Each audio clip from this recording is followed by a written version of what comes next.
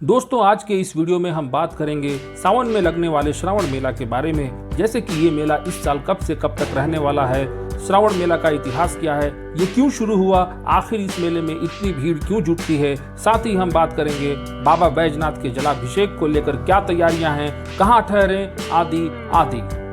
तो दोस्तों स्वागत करता हूं एक बार फिर से मेरे YouTube चैनल महादेवन ब्लॉग्स पे। वीडियो को आगे बढ़ाएं उससे पहले अगर आपने अभी तक मेरे चैनल को सब्सक्राइब नहीं किया है तो कृपया सब्सक्राइब कर लें, लाइक का बटन दबाकर हमें सपोर्ट करें ताकि ऐसे ही इम्पोर्टेंट वीडियोस हम आप तक पहुंचाते रहें। दोस्तों श्रावण का मेला भारत में लगने वाले सभी पवित्र एवं बड़े मेलों में से एक है। इस समय चारों ओर पवित्रता एवं आस्था की धारा बहती है। कांवरिये गंगा का पवित्र जल लेकर बोल बम के नारे के साथ भगवा वस्त्र में अपने तीर्थ स्थल देवघर स्थित बाबा बैजनाथ धाम पहुंचते हैं एवं भगवान भोलेनाथ का जलाभिषेक करते हैं। यहाँ देश के 12 ज्योतिर्लिंगों में से एक ज्योतिर्लिंग स्थापित है।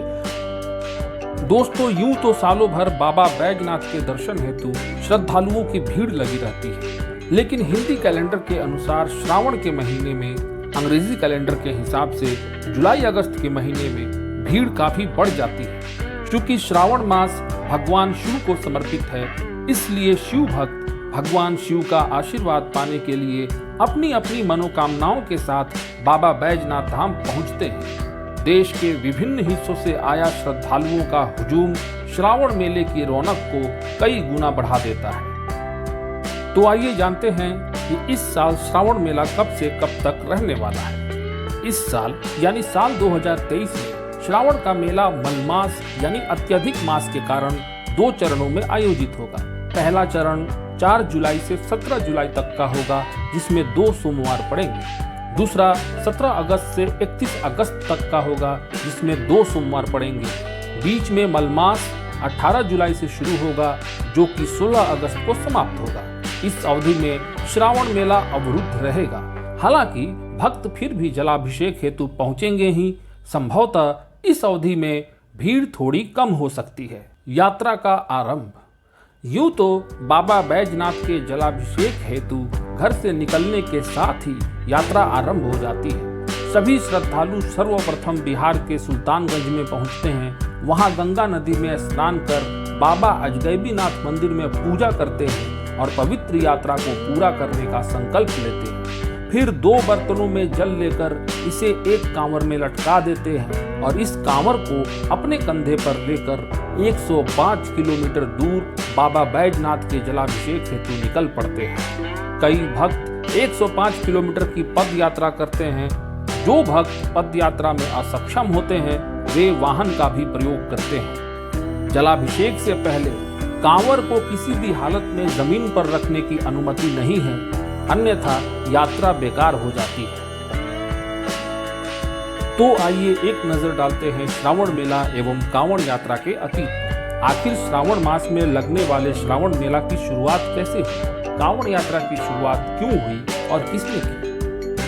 दोस्तों पुराणों के अनुसार श्रावण महीने में ही समुद्र मंथन हुआ था, जिसमें हलाहल विष के साथ कई दिव्य चीजें भी निकली थी। हलाहल विष के बाहर आने के साथ ही चारों तरफ हाहाकार मच गया। विष का ताप ही इतना भयानक था कि तीनों लोक पर इसका संकट छा गया। आखिर इस विष का किया जाए तो क्या किया जाए। इस संकट की घड़ी में भगवान भोलेनाथ ने तीनों लोकों की रक्षा हेतु विष को निगल दिया। विष का प्रभाव उनके शरीर में न जाए, इसलिए माता पार्वती ने उनका गला दबाया, जिससे उनका गला नीला पड़ गया। तब से वे नीलकंठ कहलाए। फिर भी विष का प्रभाव उनके शरीर पर पड़ गया। इसी विष के प्रभाव को कम करने के लिए भगवान शिव पर जल चढ़ाने की प्रथा आरंभ हुई। क्योंकि ये सारी घटनाएं श्रावण के महीने में घटित हुई थी, इसलिए श्रद्धालु श्रावण मास में जलाभिषेक हेतु बाबा बैजनाथ धाम पहुंचते हैं एवं श्रद्धालुओं की भीड़ एक मेले का रूप ले लेती है। अब सवाल ये है कि कांवड़ यात्रा का आरंभ कैसे हुआ। दोस्तों ऐसी मान्यता है कि भगवान राम पहले भक्त थे, जिन्होंने सुल्तानगंज से पवित्र गंगा जल लेकर बाबा बैजनाथ में भगवान शिव का जलाभिषेक किया था। तब से कांवड़ यात्रा आरंभ हुई। जलार्पण की व्यवस्था। दोस्तों प्रशासन की ओर से जलार्पण की 3 व्यवस्थाएं की गई हैं। पहली व्यवस्था सामान्य कतार की है जिसमें कांवरिये जल का संकल्प कराने के पश्चात मानसरोवर की ओर से जलसार चिल्ड्रन पार्क होते हुए कतार के अंतिम छोर तक जाना होगा। इस बार 15 किलोमीटर से अधिक लंबी कतार लगने की संभावना है। मेले में कांवरियों की कतार बाबा मंदिर के संस्कार मंडप से होते हुए Nehru park, Jalsar children park, Tiwari चौक, BEd college, Parmeshwar Dayal road होते हुए कुमेठा स्टेडियम तक लग सकती है। दूसरी व्यवस्था शीघ्र दर्शनम की है, जिसमें प्रति व्यक्ति 500 रुपये देने होंगे। हालांकि भीड़ अत्यधिक होने के कारण इसमें 1.5-2 घंटे का वक्त भी लग सकता है। तीसरी व्यवस्था बाह्य अर्घा से जलार्पण की है। ये मंदिर परिसर स्थित निकास द्वार से सटा है। इसमें एक पाइपलाइन को शिवलिंग तक जोड़ा गया है। यहाँ पे जलार्पण के बाद कांवरियों का जल सीधे बाबा को अर्पित होता है, जिसे बाबा मंदिर से ठीक ऊपर लगे बड़े स्क्रीन में देखा जा सकता है। कहाँ ठहरें? आप अपने पांडा जी से संपर्क कर सकते हैं। वे गेस्ट हाउस या धर्मशाला में आवास दिलाने में आपकी मदद कर सकते हैं। आप देवघर स्थित किसी होटल में भी स्टे कर सकते हैं, लेकिन इसके लिए आपको पहले से ही बुकिंग करवानी होगी, क्योंकि लगभग सभी होटल श्रावणी मेले में फुल हो जाते हैं। इसके अलावा आप जगह जगह लगे विश्रामालय या टेंट हाउस या रेलवे स्टेशन पर भी स्टे कर सकते हैं। ऐसे कई सार्वजनिक जगह होंगे जहां पे आप विश्राम कर सकते हैं। खास इंतजाम: मेले में मिस्ट कूलिंग सिस्टम की व्यवस्था है, जिसके तहत कतार में लगने वाले कांवरियों पर पानी का छिड़काव होगा ताकि उन्हें गर्मी से निजात मिल सके। मेले में सुरक्षा के खास इंतजाम है।